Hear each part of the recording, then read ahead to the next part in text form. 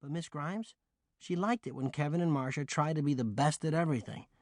She liked seeing who could get done first with a math problem. She liked letting everyone with 100 on a spelling quiz line up first for lunch or recess. First grade felt like a big contest, and Miss Grimes smiled at the winners and frowned at the losers. When she asked the class a question, most of the time Miss Grimes called on Marcia first. If Marcia was slow or didn't know something, then Kevin got a turn. If Kevin messed up, then she would call on someone else. And I think I know why Miss Grimes always called on Marcia and Kevin. I think it's because she's kind of a know-it-all herself. I bet she was just like Marcia back when she was in first grade. Second grade wasn't much better. The only good thing was that my second grade teacher wasn't like Miss Grimes. Mrs. Brattle didn't want school to be a big contest, so she hardly ever called on the know-it-alls. All year long, Mrs. Brattle kept saying stuff like, "Kevin and Marcia, please look around at all the other students in this class. They have good ideas, too. Just put your hands down for now." That didn't stop Kevin and Marcia. The ooh-oohing and the arm-waving never let up.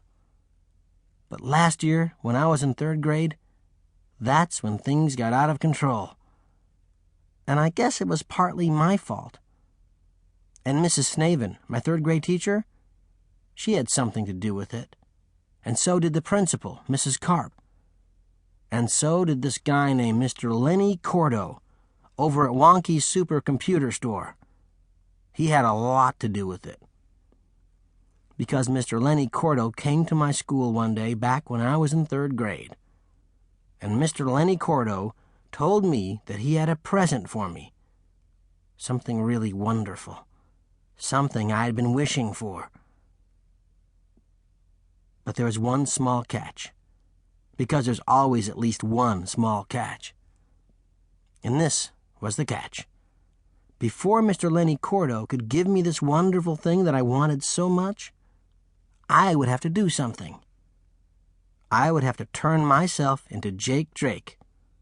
Know-it-all. Chapter 2. Big News. When something big is going to happen at school, the kids are always the last to know.